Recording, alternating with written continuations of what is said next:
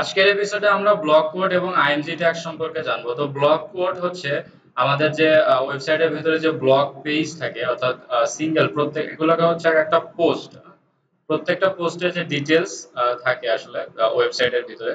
তো এই যে এই ধরনের কোড যে টেক্সট গুলো আছে এগুলোকে বলা হচ্ছে ব্লক কোড। অর্থাৎ একটা ওয়েবসাইটের ভিতরে বিভিন্ন কোটেশন বা কোড থাকে আর কি, বিভিন্ন যেগুলো আসলে ইম্পর্টেন্ট লাইন বা যেগুলো আসলে বিখ্যাত মানুষের উক্তি যেগুলো থাকে, এইগুলাকে আলাদাভাবে মার্ক করার জন্য আমরা আসলে ব্লক কোড যে ট্যাগটা এই ট্যাগটা আমরা ইউজ করতে পারি। তো নরমাল পি ট্যাগ এবং ব্লক কোড ট্যাগের মধ্যে যে ডিফারেন্স সেটা হচ্ছে আমরা একটু প্র্যাকটিক্যালি দেখি তাহলে ভালোভাবে বুঝতে পারবো। তো এটা যদি আমি এখান থেকে কপি করে নিয়ে আসি, এই টেক্সটটা কপি করে নিয়ে আমি পি ট্যাগের ভিতরে দিয়ে দিলাম। এটা হচ্ছে আমাদের নরমাল পি ট্যাগ। এবং আমাদের যদি ব্লক কোড যদি আমরা একটু দেখি যে আসলে ব্লক কোড ট্যাগ দিলে আসলে ডিফারেন্সটা কোথায়। তো এখানেও আমরা সেম টেক্সটটাকে ইয়া করে দিলাম। তো আমি এটাকে ওয়ার্ড র‍্যাপ করে নিচ্ছি যেন এখান থেকে দেখা যায়। আচ্ছা, তো এরপরে আমরা যদি আমাদের ওয়েবসাইটটাকে ওপেন করি, আমাদের ওয়েবসাইটটা হচ্ছে মাই ওয়েবসাইট something.html। ওকে, তো দেখেন এটা হচ্ছে নরমাল প্যারাগ্রাফ এবং এটা হচ্ছে ব্লক কোড। অর্থাৎ প্যারাগ্রাফ এবং ব্লক কোড এক্স্যাক্টলি সেম, কিন্তু জাস্ট ব্লক কোড হচ্ছে একটা লেফট সাইড থেকে একটা স্পেস দিয়ে শুরু শুরু হয়েছে আর কি। ব্লক কোডটা হচ্ছে লেফট সাইড থেকে আলাদাভাবে একটা স্পেস তৈরি করে। তো নরমাল প্যারাগ্রাফ তো টেক্সটের মতোই, এবং ব্লক কোড হচ্ছে আলাদা করে একটা স্পেস দিয়ে তারপরে শুরু হয়। তো মানে আলাদা একটি ইম্পর্টেন্স বোঝানোর জন্য আসলে ব্লক কোড আমরা ইউজ করব। তার ব্লক কোড আসলে আমাদের ওয়েবসাইটে সিঙ্গেল যে পোস্ট গুলো আছে এইগুলোতে জাস্ট এই সেকশনটাতে ইউজ করা লাগে। এছাড়া ওয়েবসাইটের ভিতরে অনেক ইম্পর্টেন্স যে উক্তিগুলো থাকে ওইগুলা ইউজ করার জন্য আমরা অনেক সময় ব্লক কোড ইউজ করতে পারি। আচ্ছা, এরপরে ইমেজ ট্যাগ, অর্থাৎ ওয়েবসাইটে দেখেন এত এত ইমেজ, মানে অসংখ্য ইমেজ আমাদের ওয়েবসাইটে ইউজ করা লাগতে পারে। তো ইমেজ আসলে আমরা কিভাবে ইউজ করব? তো তার জন্য আমাদের যেটা করতে হবে সেটা হচ্ছে আইএমজি ট্যাগ ইউজ করতে হবে। আইএমজি, তো এই আইএমজি ট্যাগের আবার এন্ডিং কোনো ট্যাগ নাই।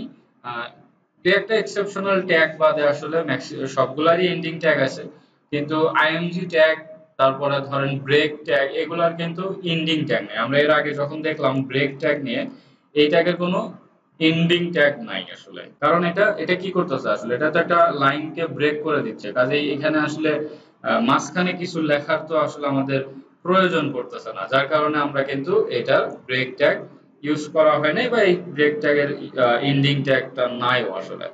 তো এই ঠিক একইভাবে ইমেজেরও কোনো এন্ডিং ট্যাগ নাই। এটা ধরেন একটাই ট্যাগ, জাস্ট আইএনজি। এবং এইভাবে যদি আমরা দেই এটা আসলে কাজ করবে না। এটার এন্ডিং ট্যাগ আমাদের দরকার হয় না, এবং এটার এন্ডিং ট্যাগ নাইও। তাহলে আমরা আসলে ইমেজটা ইউজ করব কিভাবে? তো এটা হচ্ছে আইএমজি, এবং এর ভেতরে যদি আমরা দেই কোনো একটা ইমেজের ইউআরএল দেই, তো সেক্ষেত্রে আমাদের ওই ইমেজটা লোড হয়ে যাবে। তো আমরা দেখেন আইএমজি এর ভিতরে কিছুই দেই নাই এবং জাস্ট আইএমজি ট্যাগটাই আছে। দুইটা আইএমজি ট্যাগ আছে। এখনো পর্যন্ত আমাদের ব্রাউজারে কোনো আউটপুট আসতেছে না বা আসবেও না। এর ভেতরে যদি আমরা কোনো একটা ইমেজকে লোড করাইতে চাই, তো সেক্ষেত্রে আমাদের যেটা করতে হবে, এর আগে আমরা অ্যাঙ্কর ট্যাগে দেখছি href অ্যাট্রিবিউটস এর মাধ্যমে কিভাবে ইউআরএল অ্যাড করতে হয়। কিন্তু ইমেজের ক্ষেত্রে সোর্স লোকেশনটা আপনাকে দিতে হবে। এর জন্য আমাদের কি করতে হবে, src অ্যাট্রিবিউটস ইউজ করতে হবে। তো সোর্স লোকেশনের জন্য src অ্যাট্রিবিউটস ইউজ করতে হয়। তো এখন src দিয়ে যদি আমরা একটা রিলোড দেই, দেখেন কোনো ব্রাউজারে কোনো কিছু চেঞ্জ এখনো পর্যন্ত কিন্তু হবে না। এর কারণটা হলো আমরা কিন্তু ভ্যালিড কোনো ইউআরএল এখনো পর্যন্ত দেই নাই। তো এইখানে আমরা সাপোজ যদি কোনো ইমেজ আমরা লোড করাইতে চাই, সাপোজ ন্যাচারাল পিকচার, ওকে লিখে একটু সার্চ করি। যদি আমরা কোনো পিকচার নিয়ে আসতে চাই, সাপোজ ইমেজেস এখানে সিলেক্ট করলাম। এরপরে আমরা সাপোজ এই ইমেজটাকে যদি আমরা এখানে লোড করাইতে চাই, তো আসলে কি করব? ওকে, তো এই জায়গায় আমরা যেটা করতে পারি, ওই যে open image in new tab, এটা দিতে পারেন। এবং অবশ্যই ইমেজের ভ্যালিড একটা ইউআরএল অবশ্যই থাকতে হবে। একদম শেষের দিকে দেখেন এটার ভার্সন সহ থাকতে হবে, জেপিজি বা পিএনজি সামথিং কিছু একটা। তো এরকম ইমেজ আমরা একটু দেখি কোন ইমেজটা এক্স্যাক্টলি আমরা ওইরকম পাই। Open image in new tab যদি দেই, হ্যাঁ, এই যে এটা দেখতে পাচ্ছেন একটা ভ্যালিড ইউআরএল, অর্থাৎ এই যে naturalbeauty.jpg। তো এরকম লিংক থাকতে হবে আসলে, তাইলে আমরা ওই ইমেজগুলোকে আমাদের ওয়েবসাইটে লোড করায় দিতে পারবো। যে ওপেন ইমেজ, এটা তো ডাউনলোড হয়ে গেল। এবং এখান থেকে যদি আমরা ওপেন ইমেজ নিউ ট্যাব দিই, ও আচ্ছা, এটা বারবারই ডাউনলোড হয়ে যাচ্ছে, আচ্ছা সমস্যা নেই। তো এখন আমরা এইভাবে যদি আরেকটা ওপেন করি, হ্যাঁ, এই যে দেখেন এটাও কিন্তু একটা ভ্যালিড ইউআরএল। তো এখান থেকে আমরা যদি ইউআরএলটা কপি করি এবং কপি করে আমাদের এই এসআরসি অর্থাৎ সোর্স লোকেশনের ভিতরে দিয়ে দেই, তাহলে কিন্তু আমাদের ইমেজটা আমাদের ওয়েবসাইটে লোড হয়ে যাবে। এই যে দেখতে পাচ্ছেন ইমেজটা কিন্তু এই জায়গায় লোড হয়ে গেছে। তো এইভাবে আমরা ভ্যালিড ইউআরএল দিয়ে ইমেজকে লোড করা দিতে পারি। কিন্তু একটা ব্যাপার হচ্ছে যে আমাদের যদি সার্ভার থেকে ইমেজ লোড না করে আমাদের কম্পিউটার থেকে ইমেজ লোড করি, তাহলে আসলে আমরা কিভাবে করব? তো এর জন্য আমাদের যেটা করতে হবে, ইমেজটাকে আপনি যে ডিরেক্টরিতে কাজ করতেছেন অর্থাৎ যে ফোল্ডারে আপনি কাজ করবেন অর্থাৎ মাই ওয়েবসাইট এই ফোল্ডারে যেখানে html আছে, এই জায়গাটাতে ইমেজ আপনাকে নিয়ে আসতে হবে। তো আমরা যে ইমেজটা আমরা ডাউনলোড করলাম, সেই ইমেজটাকে যদি আমরা এখানে নিয়ে আসি, আমরা এটাকে কপি করে ঠিক এই জায়গায় নিয়ে এসে ইমেজটাকে রেখে দিলাম এবং নামটা চেঞ্জ করে দিই, সাপোজ picture.jpg, যে কোনো একটা দিলাম আর কি।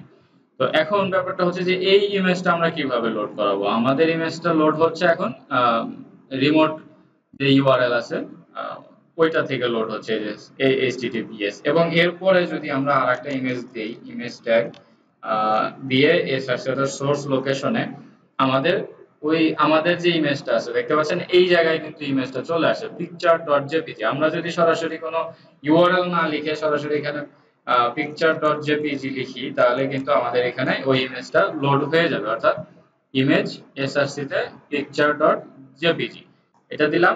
এখন দেখেন এই জায়গায় এটা লোড হচ্ছে না সামহাউ। আমরা একটু দেখি, একটু ফাইন্ড আউট করার চেষ্টা করি কেন এটা লোড হচ্ছে না।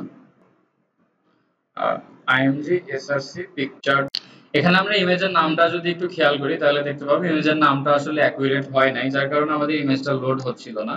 তো এই picture.jpg, এবার যদি আমরা সেভ দিই এবং সেভ দিই, এবার আমরা রিলোড দিলে আশা করি এবার আমাদের ইমেজটা লোড হয়ে যাবে। এই যে দেখতে পাচ্ছেন ইমেজটা অনেক বড় হওয়ার কারণে আমাদের একটা স্ক্রল বারও চলে আসছে এখানে। তো এইভাবে আমরা কিন্তু আমাদের কম্পিউটার থেকে অলরেডি ধরেন আমাদের যে ফোল্ডার সেখানে ইমেজ রেখে কিন্তু আমরা লোড করাই দিতে পারি। এখন একটা ব্যাপার আমরা আরেকটু ডিপলি যদি চিন্তা করি, সাপোজ ধরেন এই ইমেজটা সরাসরি এই জায়গায় না রেখে যদি আমরা ইমেজেস ফোল্ডারের ভিতরে রাখি, তাহলে আসলে কিভাবে আমরা লোড করাবো?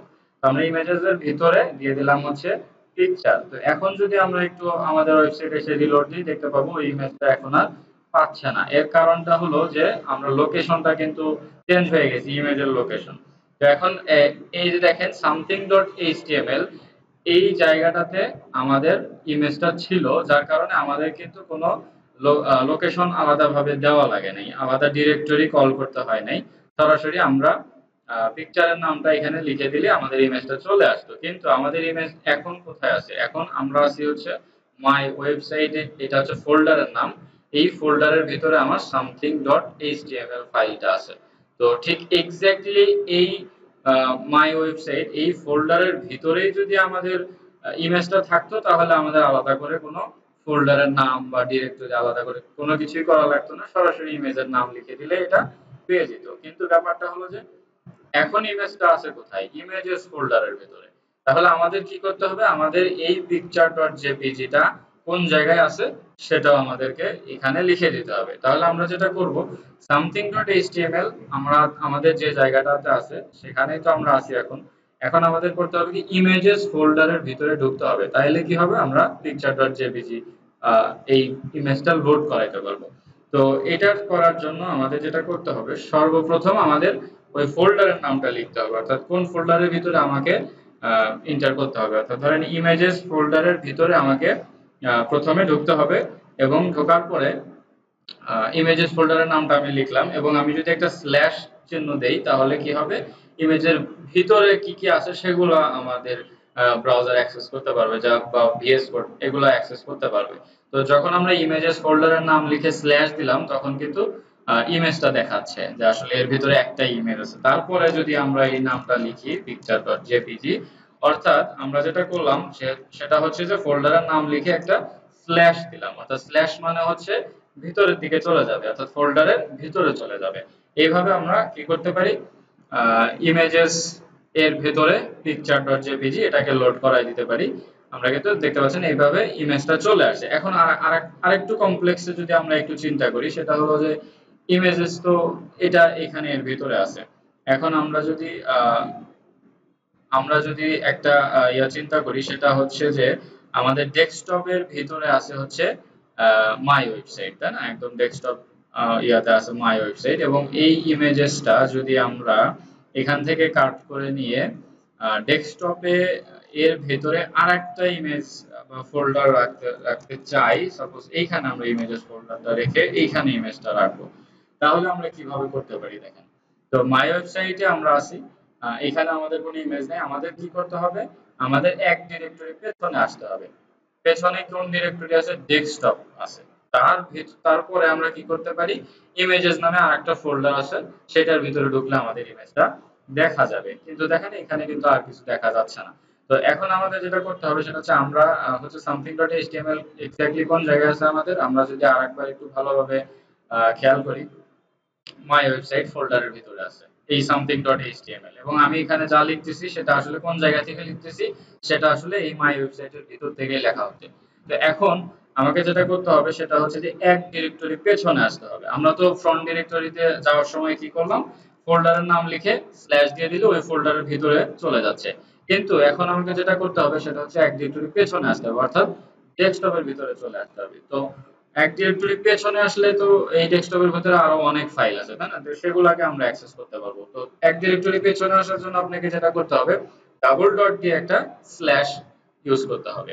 তো ডাবল ডট দিয়ে যদি আমরা একটা স্ল্যাশ ইউজ করি, তাহলে আমরা এখন এক্স্যাক্টলি মাই ওয়েবসাইট ডিরেক্টরি থেকে এক ধাপ পেছনে চলে আসলাম, অর্থাৎ এই সবগুলো ফাইলের অ্যাক্সেস এখন আমি পেয়ে যাব ভিএস কোড থেকে।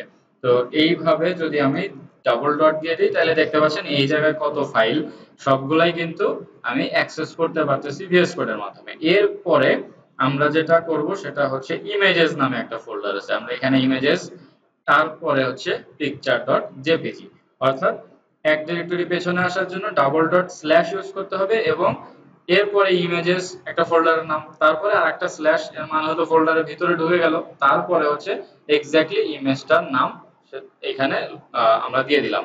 তো এইভাবে যদি আমরা করি তাহলে দেখতে পাবো যে ইমেজটা আবার লোড হয়ে গেছে। এই যে দেখতে পাচ্ছেন এখানে ওই ইমেজটা ঠিক এই জায়গা থেকে লোড হচ্ছে। তো এটা হচ্ছে ইমেজ ট্যাগের বিস্তারিত, এবং এসআরসি যে অ্যাট্রিবিউটসটা আসলে কিভাবে কাজ করে, কোন ডিরেক্টরি থেকে আপনি ইমেজ কিভাবে লোড করাবেন, এই বিস্তারিত নেক্সট এপিসোডে আমরা পরবর্তী যে ট্যাগগুলো আছে সেগুলো নিয়ে আলোচনা করব।